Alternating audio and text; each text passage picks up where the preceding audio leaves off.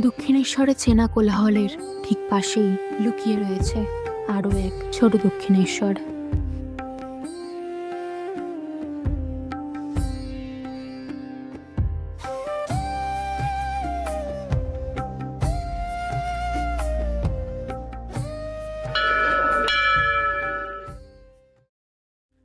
চলুন আজ আপনাদের নিয়ে যাই যেখানে ইতিহাস কথা বলে নীরবে, আর ভক্তি মিশে থাকে প্রতিটি ইটের গায়ে।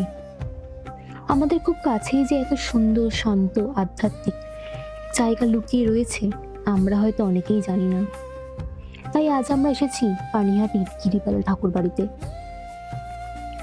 ইতিহাসে পাতা উল্টালে জানা যায় 1318 বঙ্গাব্দের 18ই জ্যৈষ্ঠ রানী রাসমণির জ্যেষ্ঠ কন্যা পদ্মমণির পুত্রবধূ গিরিবালা দাসী এই ঠাকুর বাড়ি প্রতিষ্ঠা করেন।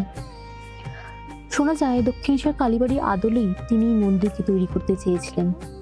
তাই আজও বহু মানুষ এই মন্দিরকে ভালোবেসে ছোট দক্ষিণেশ্বর নামে চেনেন।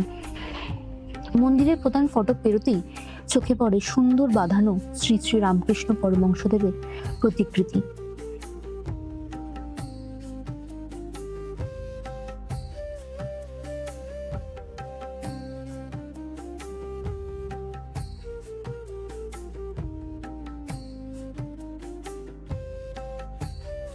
এরপরই চোখে পড়ে সেই সারিবদ্ধভাবে দাঁড়িয়ে থাকা 6টি আটচালার শিব মন্দিরকে।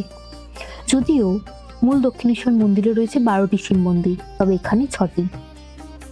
প্রতিটি মন্দিরের প্রবেশদ্বারের ওপর খোদাই করা রয়েছে বিষ্ণু এবং শ্রীকৃষ্ণের বিভিন্ন লীলার দৃশ্য, যা এই স্থাপত্যকে আরো অনন্য করে তুলেছে। তবে আরো অবাক করে এই প্রতিটি শিব মন্দিরের আলাদা আলাদা নাম। দক্ষিণ থেকে শুরু করলে প্রথমে পড়ে রামেশ্বর, তারপর রাজেশ্বর, তারপর গোপেশ্বর। এরপরই গঙ্গার ঘাটে যাওয়ার পথ, আর সেই পথ পেরোলেই তারপর চতুর্থ তারকেশ্বর, ভুবনেশ্বর এবং সর্বশেষ গিরিশ্বর।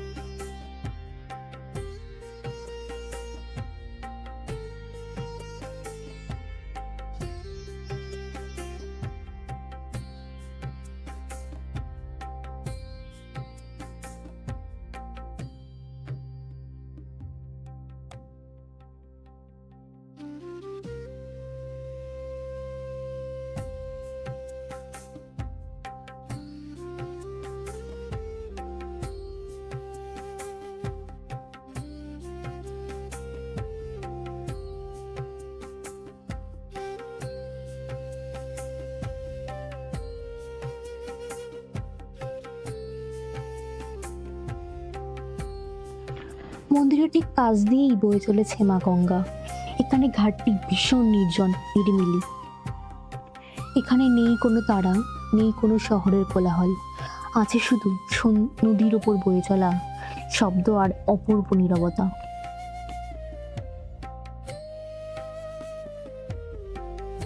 আজকে ঘাটের পরিবেশ একটু আলাদা। জলের উত্তাল ঢেউ আর ঝড় এক মন মাতানো পরিবেশ তৈরি করেছে এই গঙ্গার ঘাট।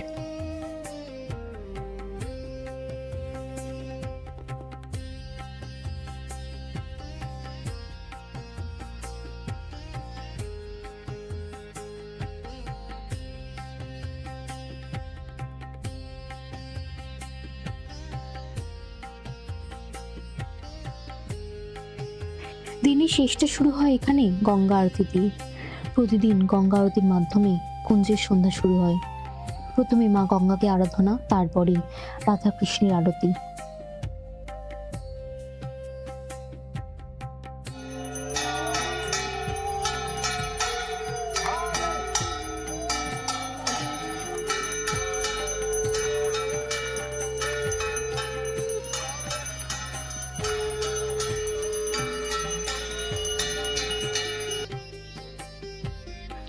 আরতি শেষে আমরা এগিয়ে চলেছি মূল মন্দিরের দিকে।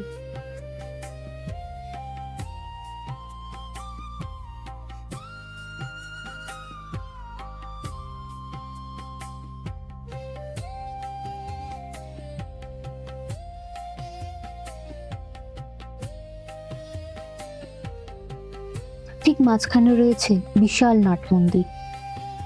মূল গর্ভগৃহের ঠিক পাশ দিয়ে রয়েছে তুলসী মঞ্চ। মূল মন্দিরটি প্রায় 7 ফুট উঁচু বেদির ওপরে পঞ্চরত্ন শৈলীতে তৈরি করা হয়েছিল।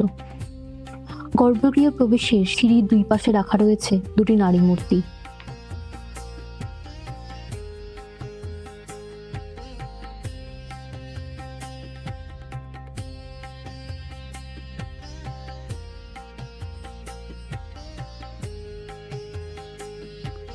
মন্দিরের প্রতিটি দেওয়ালের কারুকার্য এবং পোড়ামাটির কাজ আপনাকে মুগ্ধ করে দেবে।